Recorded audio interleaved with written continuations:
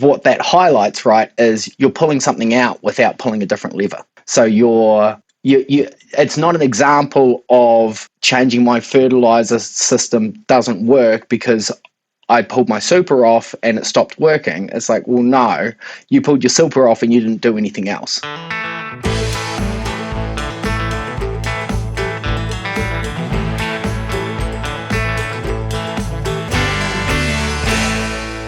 Welcome back to the Force of Nature podcast, where we explore the future of farming through the lens of soil, health, and human potential. Today, I'm joined by Daniel Judd, a South Canterbury dairy farmer who recently completed the Kellogg Rural Leadership Program.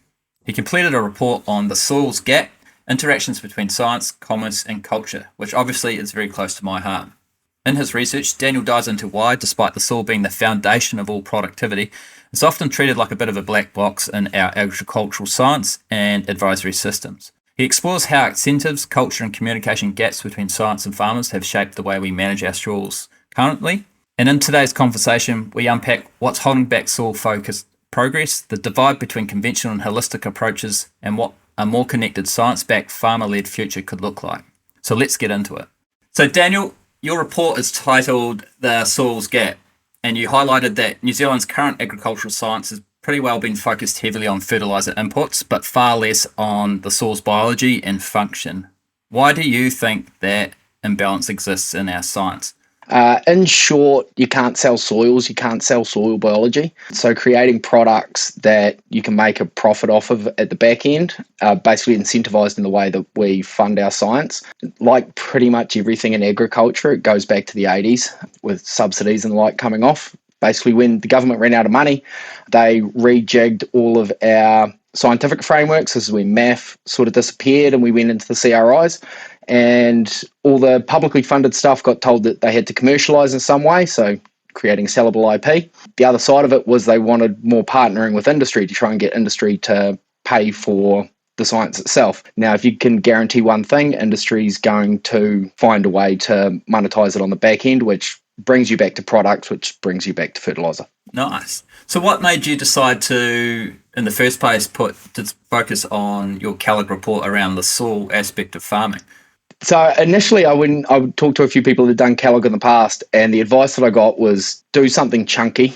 Don't do something like, pathways and all the stuff that gets done pretty frequently. So I think I succeeded on that one because it was a hell of a lot to chew. But on soils itself, sort of when I was coming through, when you start learning about production and stuff like that, I could chuck cows into a whole paddock and screw up my round and my residuals and they'd produce really, really well for a day. So you sort of learn to step back and you manage your residuals and you're going to get more production over the long term. So it's sort of a step back from focusing on production to focusing on grass and residuals. So if you take that same sort of theory and go, well, what's the step back of getting better grass? And you end up sort of at soils. So yeah, I suppose that line of thinking kind of got my first inkling into soils, and yeah, really was just an excuse to find a way to read about them for 6 months because I'm very, very far from an expert. Well, your report's quite comprehensive and it's been quite a good scope over the industry.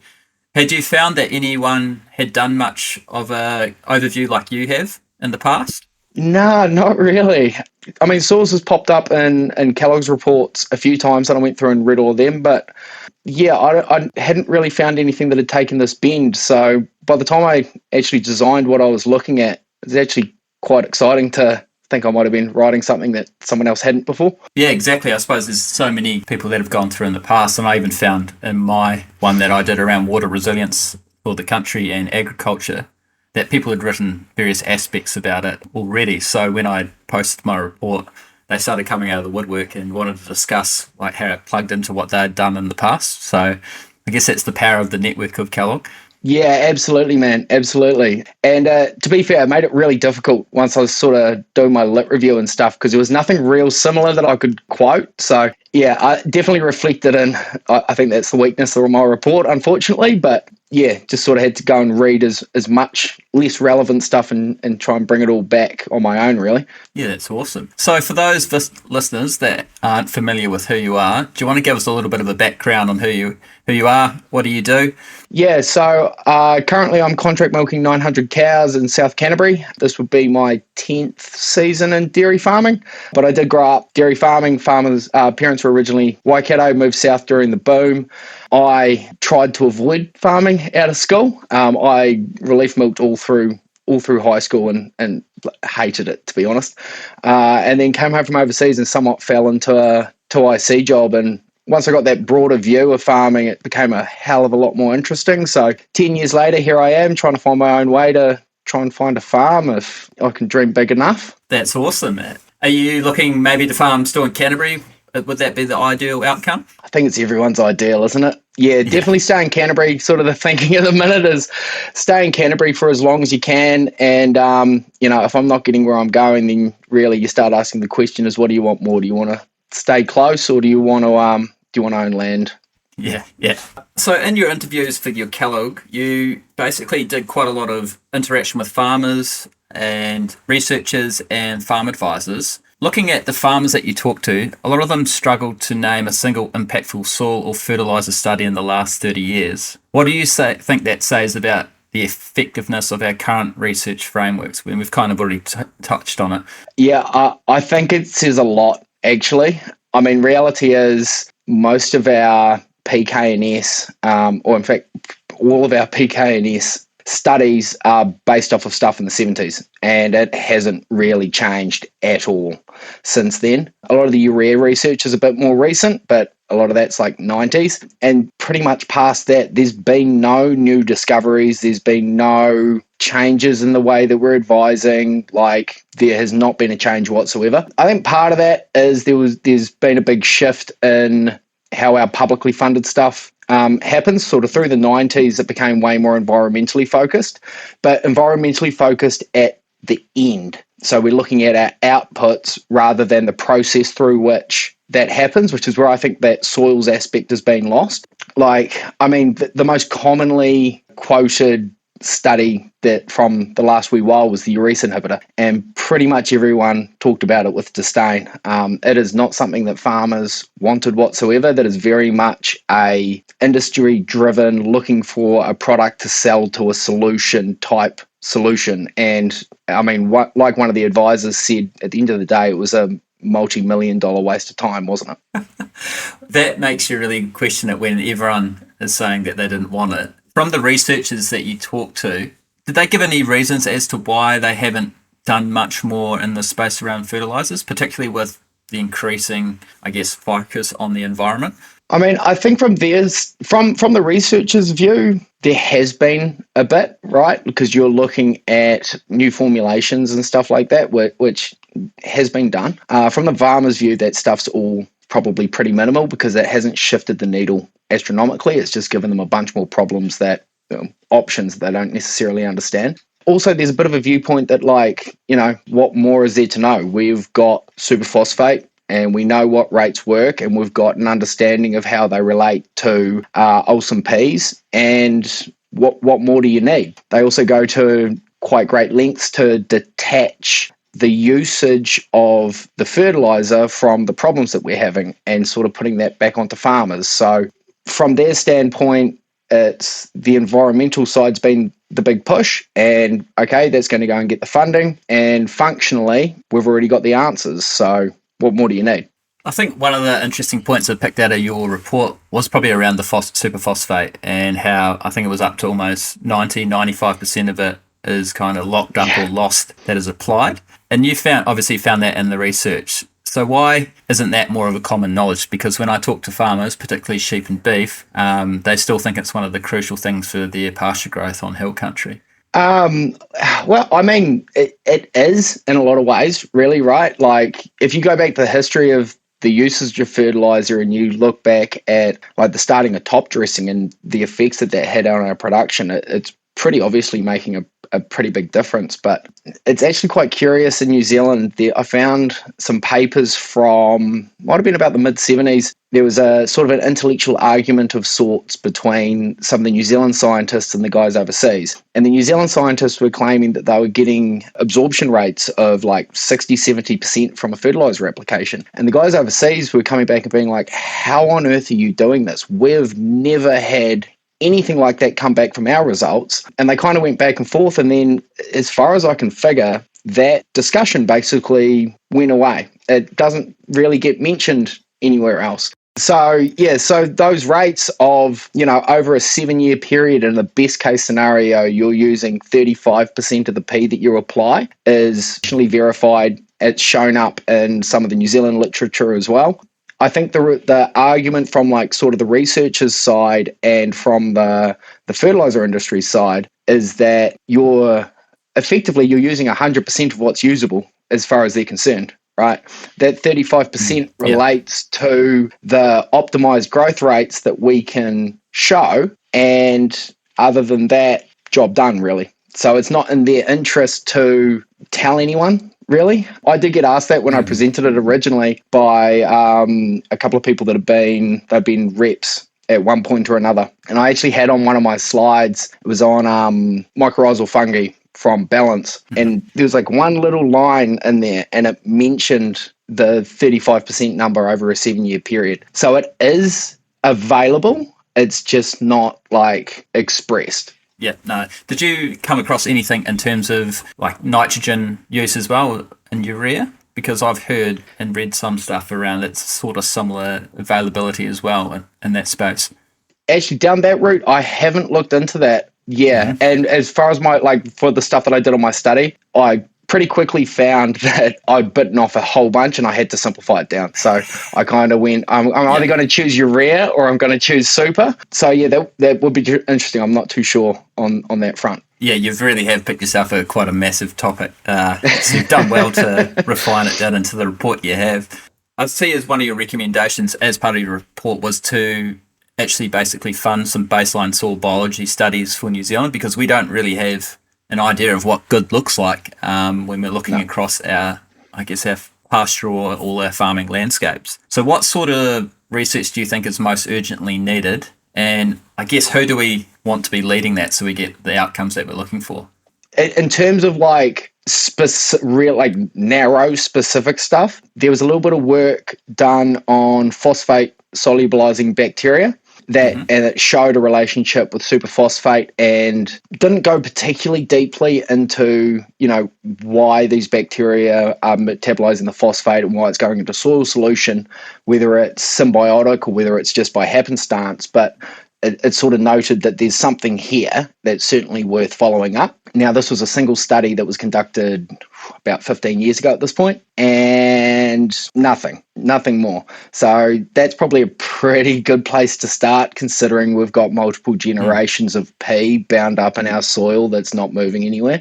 More broadly than that, like we need to know the specific families. We need to know what we've actually got. Like, we've got the general idea of what's here, but we don't have any of the specific taxa of bacteria, of mycorrhizal fungi, of all the rest. So gaining that knowledge is just generally a good start. Now, granted, there is good stuff happening at the minute, like shout out to Whenua Haumanu. They're doing a pretty amazing stuff. So basically what they're doing would have been what I would advise. So it's really, really good to see that something is happening, but there needs to be a lot more of it. Reality is, as much as I'd like for it to be publicly funded and not in a place that's going to try and create IP, it's probably not a reality. In terms of general funding, like at the end of the day, the Ravensdown basically holds the keys. Balance doesn't do a whole lot of their own study. So we go, Ravensdown's holding the keys. At the end of the day, they're a cooperative. So they're going to do what farmers ask for. If we can convince enough farmers to ask them and tell them, this is the type of studies that we want, this is the type of studies that you guys should be doing, they're going to put the money into that, because whether they act like it or not, they are a cooperative. Yeah, absolutely. And there's power in the numbers and actually doing what the farmers are asking for. And if you can work on that study, at least that one that was done 15 years ago, that could make a huge difference to productivity in farmers here. So it's almost like they're accessing all that stored P that they've had in the past. And it's not like it's going to stop the cooperatives from selling fertiliser in the future either. No, it's not. That's the thing. Farmers have to know what to ask for, though. So they have to have that sort of understanding that there's something here worth chasing, that they're not going to lose anything by going and chasing down that front. I think that's another key point, right? Because there hasn't been any big changes, farmers don't really see what's being funded to be studied, that not until it hits an endpoint where it's relevant to them. So there's somewhat a thinking that, they're doing all this good work in the background and it's going to show up, 5 years, 10 years down the line. It's not happening like that. You're actually not losing any information on any of your fertilizer if you told Ravensdown to only focus on understanding the relationship between the fertilizer and the bacteria, or anything on bacteria and the soil microbiome completely. Now, this could change how we farm in 15 years' time, but in the short term, it's not going to result in any of your super being taken off of you, any of your practices in the short term whatsoever. So trying to get people informed enough to know what to ask for, which is going to create the change, it's a feedback loop that's really, really hard to break. Yeah, absolutely. Well, do you think that, I guess, the two big fertiliser companies do then have kind of a responsibility as a co-op to start having these conversations, or broaching, I guess, more farmer feedback about what they're looking for in terms of science to investigate? Based on the conversations that I've had with farmers, I don't think that they have an additional responsibility, because that's not the feedback that I got from the people who are their shareholders, right? It's not something that was expressed at all. Do I think that they should have an additional responsibility to farmers? 100%, completely. And I don't think they've been held to account properly on that factor whatsoever. Yeah, totally agree. So you actually spoke to the farmers about, I guess, their views around the fertiliser cooperatives. What was your main takeaways from those conversations, other than that they potentially need to have more additional responsibility? Yeah, cookie cutter was sort of the word that got put out in terms of the advice that farmers receive. And I think it sort of shows that farmers know that what they're receiving from the cooperatives isn't great, but it also shows that level of trust that they hold in that position, right? Because if you don't really understand your soil and your fertilizer, like most farmers don't, so you go and gain advice, and you have to take that advice from somewhere. You want that to be from a trusted place. You could go to an independent advisor, but the reality of that independent advisor is that it's a smaller outfit. Unless you know a lot about that person, or a lot about the way that they're advising, or the style of application rates that they're doing, which takes a higher level of background knowledge, then you're not going to gain that same level of trust that you have in the cooperatives, who, as far as a farmer views, they've funded all of the research. The research that they have funded is proven, because if you can guarantee one thing, every farmer knows someone that is getting exceptional results, that's taking all of their product and all of their advice from one of the cooperatives. They've got a market share of like 90%. So seeing that sort of over the fence stuff reinforces this trust level that we have in the cooperatives. So even though you are seeing that the advice that you're receiving isn't that great, when you're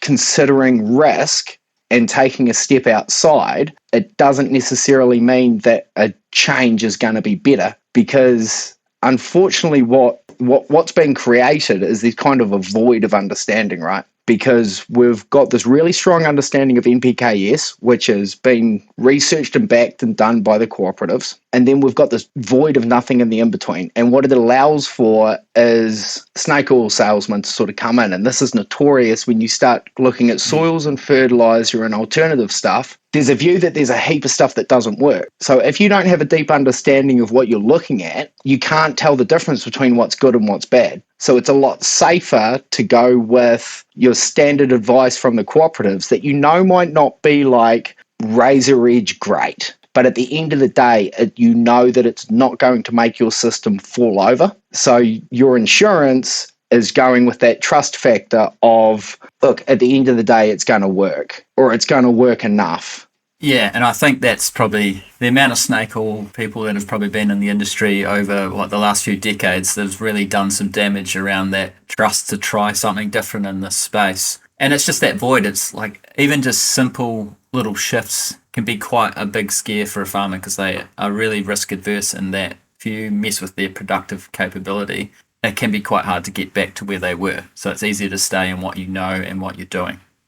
Yeah, that's right. And I mean, like one of my conventional farmers in that 14-15 payout year, they pulled their fert off, and he was like, I'll never do that. I'll never do it again, because the 3-year lag after trying to get back to the fertility levels that I had, it's not worth it at all. But what that highlights, right, is you're pulling something out without pulling a different lever. So it's not an example of changing my fertilizer system doesn't work because I pulled my super off and it stopped working. It's like, well, no, you pulled your super off and you didn't do anything else. You didn't look at all your other practices that affect your soil and your fertility to be able to gain what's available there. You just turned the tap off at the top and did nothing at the bottom. Yeah, totally agree. And that's something I always reiterate to people, is that if you're going to pull something out, you have to have the actual function there within your system to be able to pick that slack up. And if you don't have that ability in your soils, then it will fall over. And just going cold turkey is never a good option, especially if you've got no plan other than just go cold turkey. And unfortunately for that farmer, it was in the worst payout for a long time. Pretty much. I mean, I know they got their cost of production down crazy low in that year. I think he made money still. It wasn't a lot, but he stayed in the black. But that aspect of transition completely and utterly lost to the guys at the conventional end. Like I set up that spectrum, right, and it's sort of between conventional and holistic, and the bulk of guys that I talked to was somewhere in between. They weren't necessarily considering themselves regen, even though they may have been implementing a bunch of regen-ish practices. The question that sort of came from the conventional guys was like, if I go regen, can I still use antibiotics? And you're like, well, yeah, you can. Everyone that I interviewed still using antibiotics. In fact, most of the people I interviewed were still using chemical fertilizer. But those systems level transitional aspects and weaning yourself off of the chemical fert addiction was sort of lost to them. They kind of felt like it had to be a hardline change tomorrow, and it's going to be shocking for a few years until maybe it starts paying off at the end. The thought of taking baby steps and making small changes and sort of tiptoeing your way through it wasn't something that they considered it to be at all.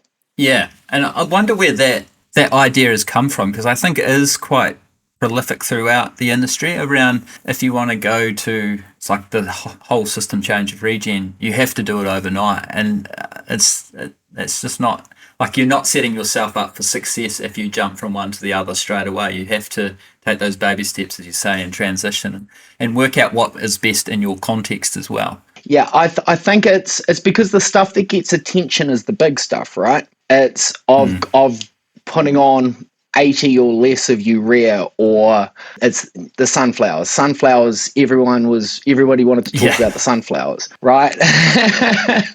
And actually, it was kind of an interesting one, because it ran real clearly on that spectrum that I ran. So the guys that were more conventionally minded but were engaging with a bunch of regen stuff, and the guys that were more holistically minded but you wouldn't say that they were fully regen. Everybody in that middle section had at some point done the annual species, sunflowers, classic regen, fix your soil crop, right? Either side of the middle, the more conventional guys were like, yeah, it'd look cool, probably wouldn't do it again. The guys on the more regen side were like, yeah, it'd look cool, I would engage with it if I felt there was a specific reason to, but it's not something I'm immediately doing year on year. So that sort of thinking of like, this is a tool that I could utilize versus I don't really rate it, and it just sort of fell really nicely on either side of the middle. Yeah, I have noticed that myself as well. It's particularly around the sunflowers because that is kind of like the image everyone thinks of when they go to regen. What was some of Yeah. the other things you noticed when you kind of met those farmers along that spectrum, say from traditional farming through to a more holistic approach? Were there big differences in mindset or practice between those groups? Yeah, mindset was the big one. I mean, practice generally not that different. Round lengths, residuals, the numbers might have been a little bit different, right? But if you were targeting a higher residual, you were still targeting a consistent residual. So a lot of that sort of classic management stuff's real similar. Mindset's the big one. Like if you took the polar ends, mindset totally different. Conventional guys, real linear. I start with building my production and being profitable, and that's the core basis that I then move out from. I might go off in a direct line towards something else, but at its core, I've got where I am, the goal that I'm going, and that's what I'm doing. On the far end of the holistic, full circular mindset. So where that starts showing up, like really clearly, like I sort of asked them a bit about their profitability and stuff like that, and the response that I got was, look, I don't really track it anymore because it feels really linear. The thinking is that if all of the circularity is working properly, then profitability is just one aspect of that circularity. And if it's working properly, that it should be taken care of. So I don't need to focus on it and track it as directly as I used to, because that feels really linear.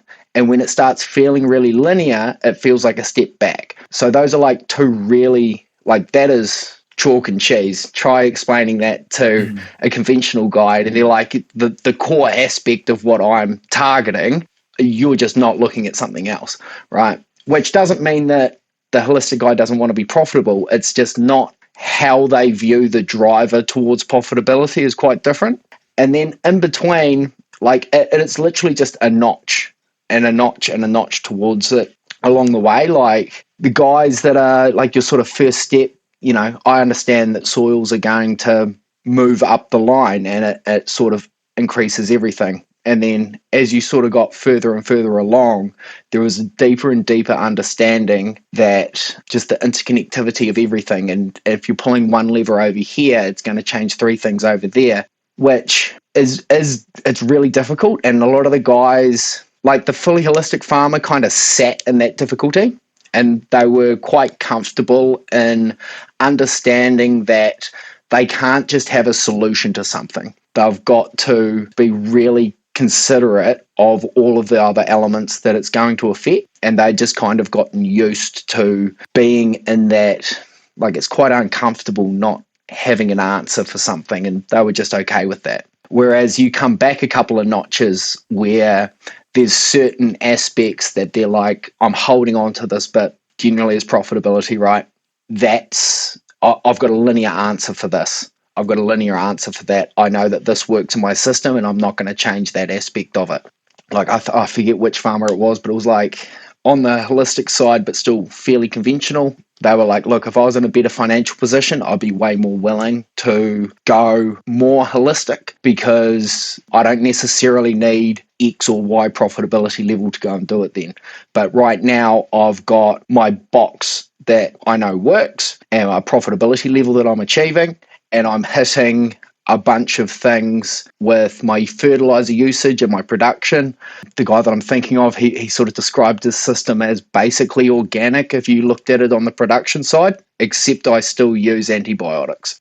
But like no diversity and stuff like that. But yeah, like from that system standpoint, you could just lay mindset over it and it would be exactly the same spectrum. That's super interesting. I mean, it's almost like the two ends of the scale are talking different languages, so it's hard for them to conceptualize, I guess, what their systems look like when you're speaking a different language, and you've basically got a different set of KPIs that you're trying to achieve that are somewhat similar but not really similar at the same time. It is, but in saying that though, like it's not like circular mindsets don't exist within the conventional system, right? Like I'm trying to think of it. My favorite example of it, right, is in car freights. if you talk to anyone that's fixed in calf rate, like I mean, talking putting on 7 to 12% on a 6 week in calf rate, right? They're not going to tell you there's one thing that I changed, or they didn't fix it between July and October. It just didn't happen. They didn't chuck in a whole bunch of seeders and that's what fixed it in any fashion whatsoever, right? They came in year one, they saw what they took on. They probably, focused on their rising plane coming through August. They picked really well in October. They worked really hard on their management through November, seed head, all the rest, kept their feeding rates good through January. Once they had got preg-tested in March, they were taking care of their early calvers, probably drying off, being really into their condition scoring, and making sure that there was nobody too skinny, so you're not losing any pregnancies there either. You're coming into winter, so they're really focused on that winter feeding, all their mineralization. Now you're hitting the next calving. You've got your minerals right. You've got girls in good nick. You're on top of your, once again, more mineralization with your mag and stopping down cows, checking your RFMs. That's coming into the next season. So maybe now you've shifted it by a couple of percent, which is going to shift more early calving cows the following year. Doing that whole process again to now you're starting to get those 5, 6, 7% increases on your in-calf rate. There's no single thing that you did. Everything shifted the needle just a tiny bit, and no single season operated within itself. You understood that what happens this year is going to affect next year. That's a circular mindset, and it exists within conventional dairy farming. You can make the same parallels with the way that if you're exceptional at managing grass in a conventional sense. The predication of residuals is that what you do now is going to affect what happens later, and what happens later is going to affect what happens later. So it's not like it doesn't exist. So there's examples to get people to try and understand it, but like at the end of the day, there is something to be said for lineality, because the amount of gains that we've been able to make by stripping off all of the extras, I suppose, off of the edges, so you can focus on the key driving element that gets the result at the end, that's really, really difficult to achieve within a circular mindset, right? But at what point is the cumulative effect of all those nuances that you stripped off worth bringing back into the fold and dealing with the complication of dealing with them as well, that you're going to get on top of the linear focus that got us to the point that we're at now? Yeah, I love that you highlighted that there's a lot of similarities in the way and the thinking is going into their farm systems. It might be just, I guess, the whole system approach maybe is more circular, or at times, I guess, even I say some of the holistic guys are probably quite linear in the way they're thinking of little parts of their systems too. Well, I mean, it's what way are you looking at circularity, right? You could describe circularity as a series of linked linealities. Like you said, you've shortened all of that complication to the short bit, and you're connecting all of them together. Does that create a circularity, or is a circularity? You're kind of just sitting in a mess of stuff, acknowledging that it's all connected. It makes it the problem with the circularity, right? And when you're really, really sitting in it, is if you've got a problem in one corner, how do you fix it? Or how do you identify the problem where the problem is? Because if you're back at looking at the end result and just trying to follow that back in a direct line, you've just gone back to a lineality because you're just following a straight line, or there's so much complication going on that you haven't necessarily defined what the problem is, much less found a solution for it, which is why we ended up at linealities to begin with. So it's understandably something that's really difficult to engage with, and kind of highlights why conventional farmers sort of turn off to this conversation, because from their standpoint, the only time that this shows up is if someone's overcomplicating something, and you're like, man, just simplify it and find a solution. Or it's in the more complicated problems that they may be struggling with anyway, like in calf rates, which nationally aren't really where they should be. Yeah, totally agree. So with that in mind, and all the conversations that you were having, I guess, with the spectrum of farmers, What was were there like key themes as to why people were exploring different ways or saw focused approaches to their businesses?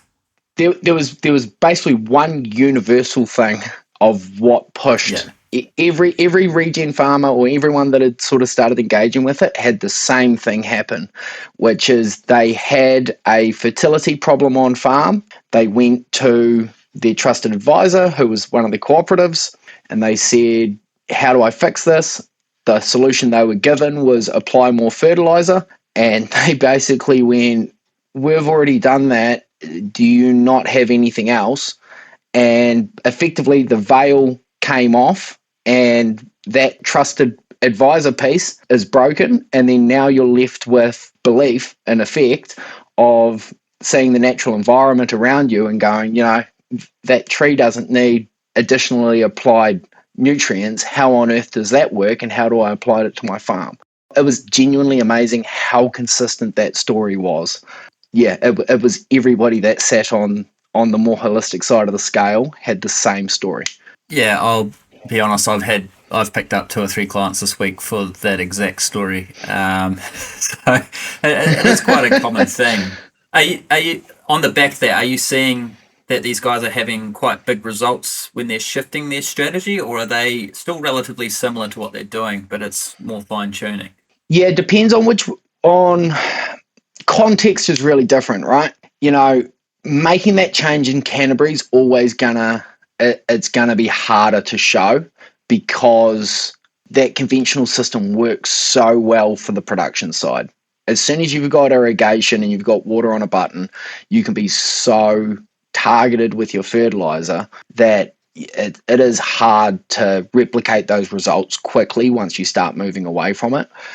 Guys on dry land, though, it's a bit of a different story. They pretty much can stay the same, if not better, given I don't want to quote the numbers, I can't remember. My fully holistic farmer, who is dry land, and they did do a 5 year and 5 year analysis for their last 5 years conventional and the last 5 years regen.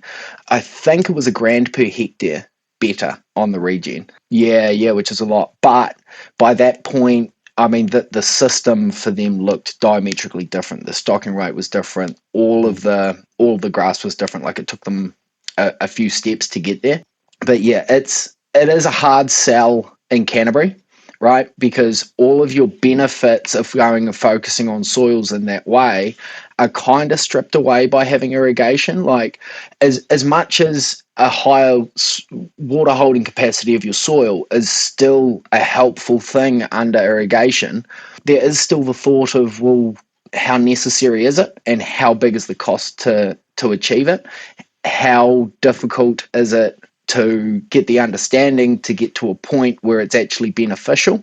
So yeah, it's a difficult one, to be honest. Yeah, it is, and I think that's the biggest issue at the moment is no one has done like the actual numbers at like a Canterbury scale of people's transitions financially and what they did to get there. What's the transition like, and what's the outcomes? And that because of that, it's kind of like this black box that we don't know what's happening in there. And some of the conventional farms that I've been to that have been converted in the last 8 to 9 years, even though they're relatively conventional, an irrigated dairy farm still builds soil on top of stones, like quite incredibly. Yep. I think the main thing is, though, if you can build that water holding capacity, then you should be able to hold on to more nutrients, which would hopefully have a lower environmental footprint, which is probably going to be a driver with all the pressure on farming or dairy farming in Canterbury that we already have and probably will continue to come. That's it. Like, at the end of the day, a leached nutrient is a lost nutrient, and it's probably one that you paid for. Yeah. Like, it's not good for your bank balance to be giving that away. Like, and that was one of the drivers behind. One of my interviewees, they saved like $180K on their FERT bill, right? So now they use pretty much all RPRs. They're actually fully outside of the co-op system, completely self-defines as a conventional farmer, but is doing all of that, and driven by the money side of it, and driven by the fact that if it's leaving the farm and it hasn't gone through the plant and the cow, it's just lost money. So the core nut of what they did is they mapped their farm by topography, hydrology, and soil type to a 20-meter square accuracy. Did so through high resolution photography through a drone and radiometric measurements by they had a company that drove up and down on a quad.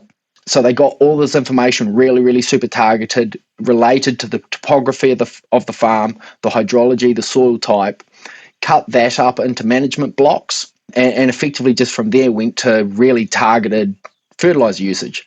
And just through doing that, they saved that much on their fertilizer bill. And my first question was, why are more people not doing this? Yeah, I was about to say. Right? Yeah. But basically his answer was, people don't believe me. I was like, how much did it cost you to get it done? He's like, about $5 or $6K. And I'm like, jeez, that's not bad. I was blown away, right? And he was like, people they're like, it's too good to be true. They're like, nah, no way.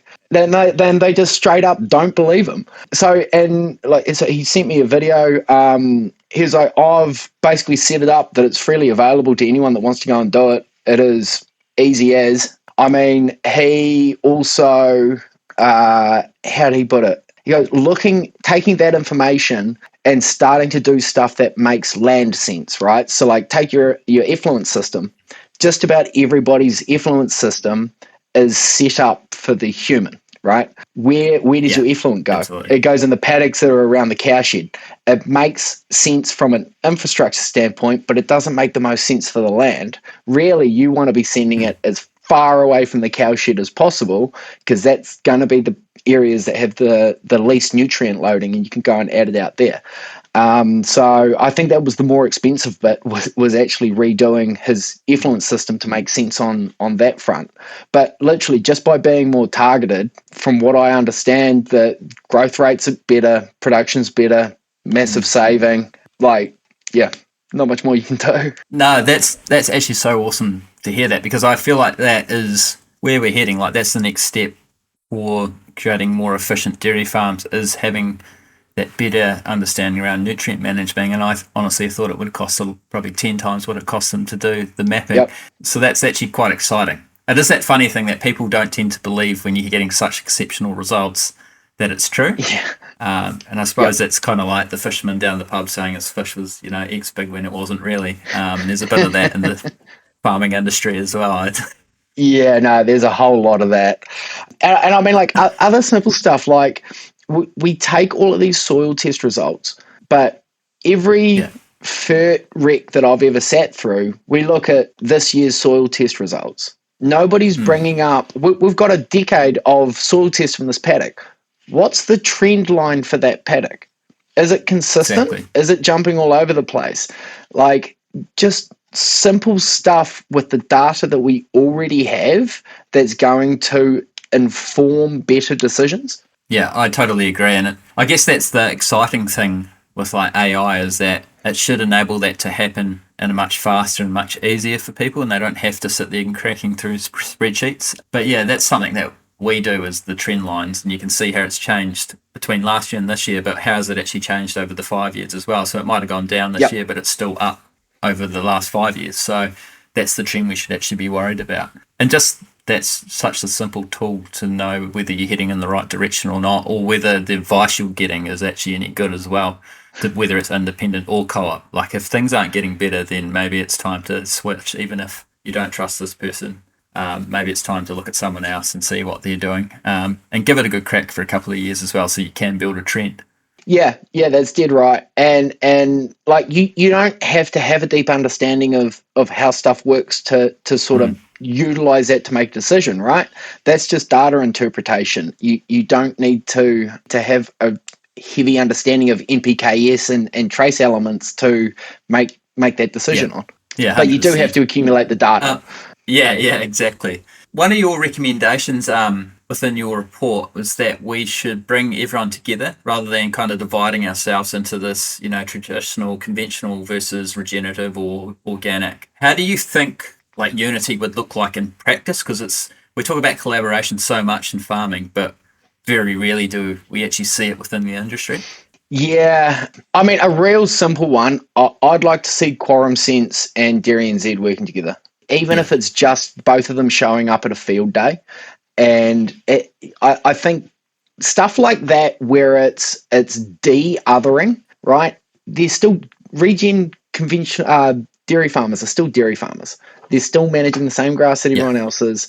They're still, at the end of the day, they're still targeting a production level and a profitability level. There's just seeing those two elements together, I think, for a lot of people sort of demystifies it a lot, and just kind of opens the door for that tiptoeing into transition. Yeah, and I think, like, I always tell people it's not one or the other. It's like we're taking the good bits from every part and using it in our context so that we can basically have the best system that we can. So, like you say, if we can have Dairy and Z people coming to Cure and Sense things and vice versa, we can learn from each other, have the conversations, figure out where those science gaps are as well, which would hopefully inform some future science at the same time. Yeah, dead right. And I like, in all honesty, my opinion of that changed throughout this report. Like when I started, I regen, it felt different. The mindset's different. It is like there's an ethos to it that isn't necessarily the same in conventional. But by the time I did the interviews and sort of went through the process, like it's just farming. It's like that's it at the end of the day.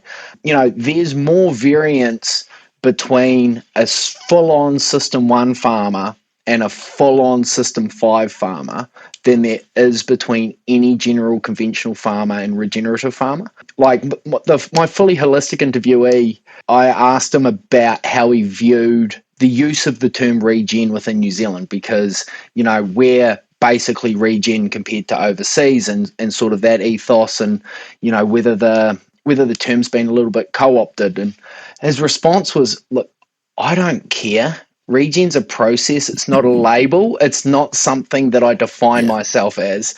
Is basically like, you can call it whatever you want. I'm going to keep doing this stuff, which I think like that certainly isn't felt within the conventional side. Like there's a feeling that regen's really a lot more combative. Like, and that literally came through with another interviewee, right? Like one of the researchers that's currently doing a regen focused study, and they'd come very much from the conventional side.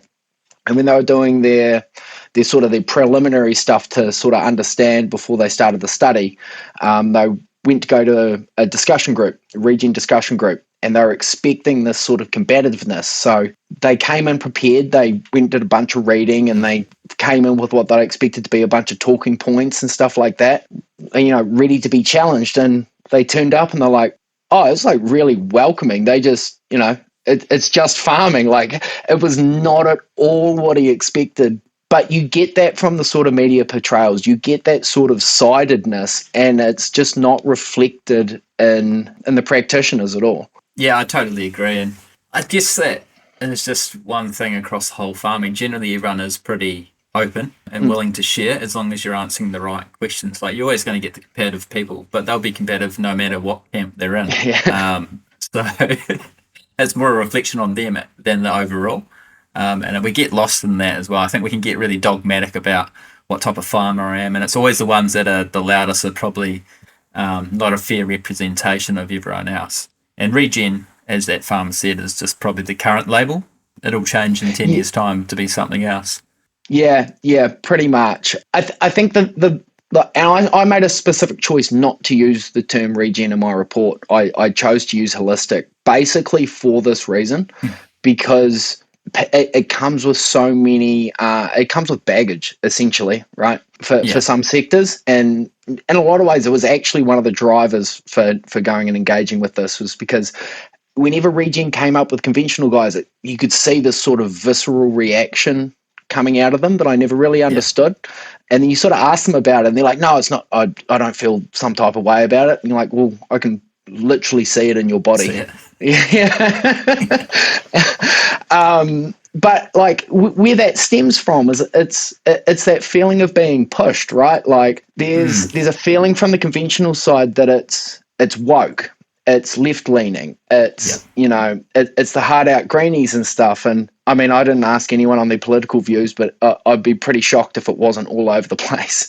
So, like, there's sort of a feeling among farmers that, the same people that are anti-dairying, they just want us to be like less cows and they want the industry to fall over, are the same people that are telling us to go regen. And they're telling us to go regen, but I'm not being provided with any exceptional examples of how that's operating. I'm just being told about the system that makes no sense to me, and the mindset's different, and nobody's showing me how this works really well, and they're not providing me with any evidence of it either.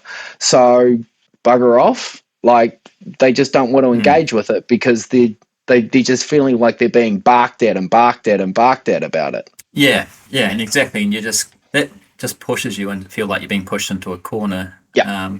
And then you're not going to come at it with curiosity because you don't actually want to learn about it because it feels like you're being forced. And I don't think that's the approach the true regen guys actually have. They're very open and would love to show you everything part of their system. But if you're being pushed into it, then I guess, like myself, I'd probably be pretty anti it as well. And there is just so much pressure on dairy farming in general and in terms of public opinion at the moment in New Zealand as well, which probably adds to it.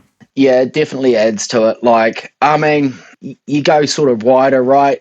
The leadership in ag's pretty poor, to be honest. Mm-hmm. Like, everything's very status quo protection, and it's just all so built up because it feels like there's a battle going on between industry and sector and politics and town versus country, and we feel like we're being blamed for this, and people aren't taking their part in that blame because they feel like if they give an inch they're going to lose a mile, rather than going yeah, there's stuff that we can fix. How do we collaborate to get that fix? Also, are you, a person in town, going to take your responsibility for the water problems that come from a high stocking rate of people? Because at the end of the day, that's all a town is a really high stocking rate of people. So there's no understanding on either side. Like, I think there's a division in New Zealand that frustrates the hell out of me, and I think it stops us from actually finding solutions where everybody just has their backs up and all we do is protect the status quo. And that feels like what good representation is, because nobody's coming up with any good solutions. No, I'm an absolute parallel there in terms of just the lack of combined vision for the agricultural industry and what we can all work towards. And then off the back of that, how do we sort the issues that we've got and actually come up with ideas by working together? Like, that's such a huge opportunity. How do you think we go about getting back to being united as a agricultural industry, like all parts of it, and working forward rather than this current state that we've got? Because it's going to take a fair bit of work, I think. Yeah. If I had a good answer for that, I think I'd be running for Prime Minister or head of Feds. But still time. Yeah, still time. Early days.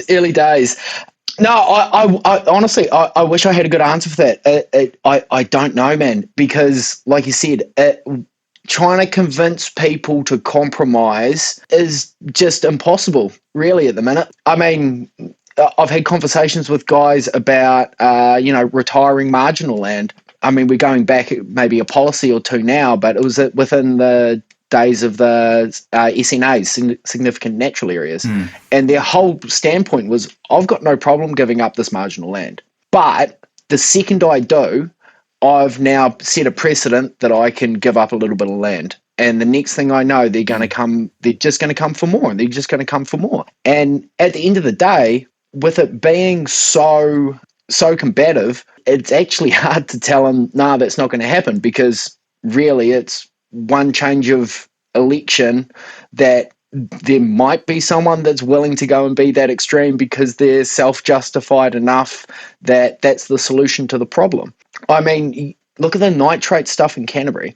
The state of emergency that the councillor called for the drinking water in Canterbury. What I feel has sort of been missed from that conversation, that's ECAN admitting their own incompetence, because they've been in the position to go and fix this stuff. It's an outgoing councillor that wants to create a bunch of waves. ECAN has been horrendously polarized forever.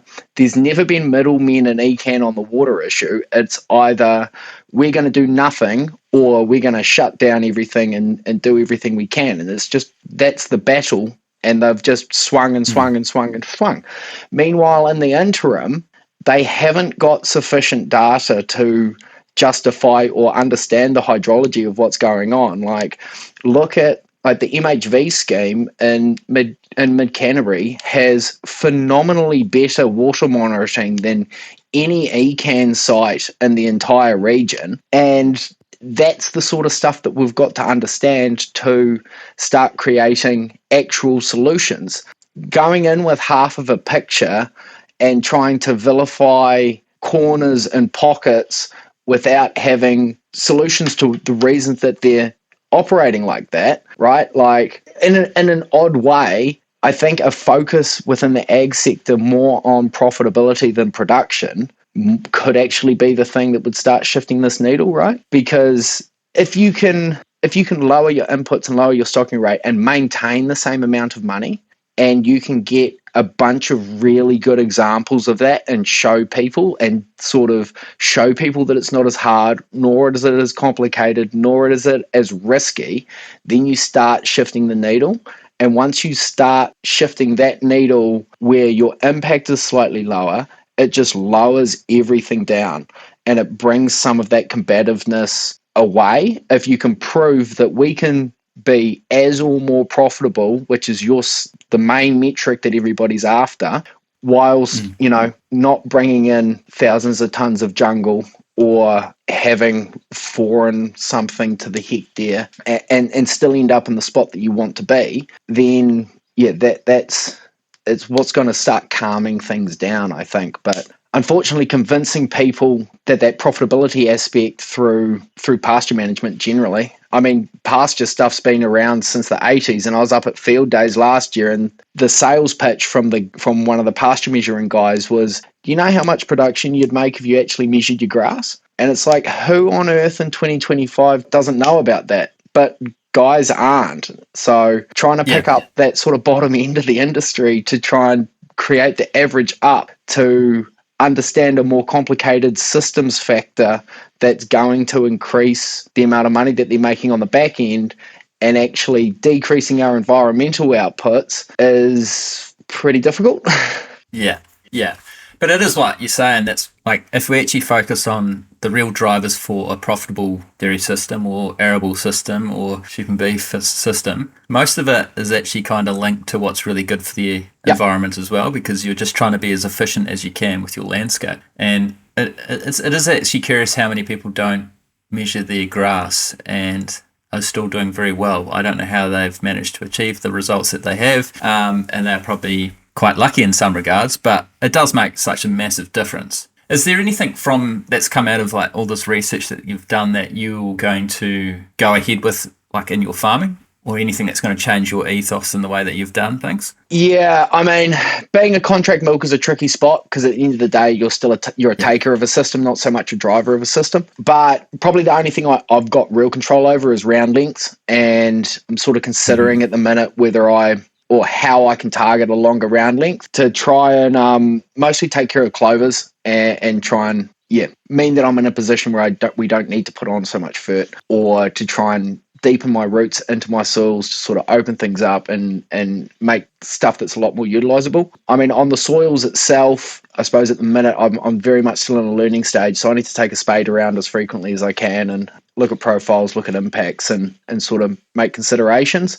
So yeah, that's about all I can do in the short term, but we'll see what eventuates out of it.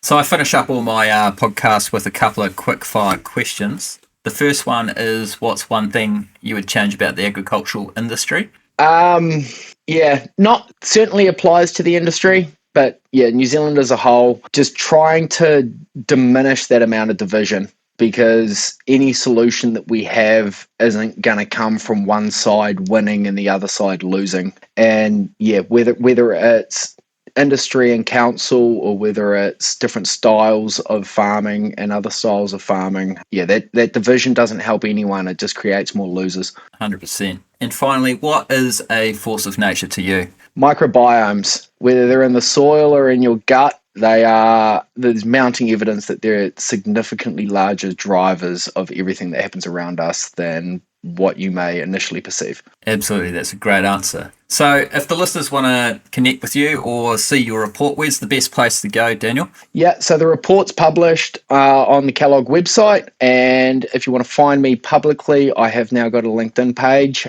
which has also got my report published on it. I'm also involved with a group called Future Farmers. We are always looking for members, so anybody who cares about the future of the food and fibre industry within New Zealand, we would love to have you. You can find them at futurefarmers.org.nz. Aside from that, I'll be featured in the Next Countrywide magazine and their podcast as well, and you'll probably find me at most dairy events boxing around Canterbury, so if you see me, come say good day. Awesome. Well, thank you very much for your time today. It's been a fantastic conversation. Covered a fair few topics in there, but really enjoyed it. Yeah, cheers mate, me too. Thanks for having me on.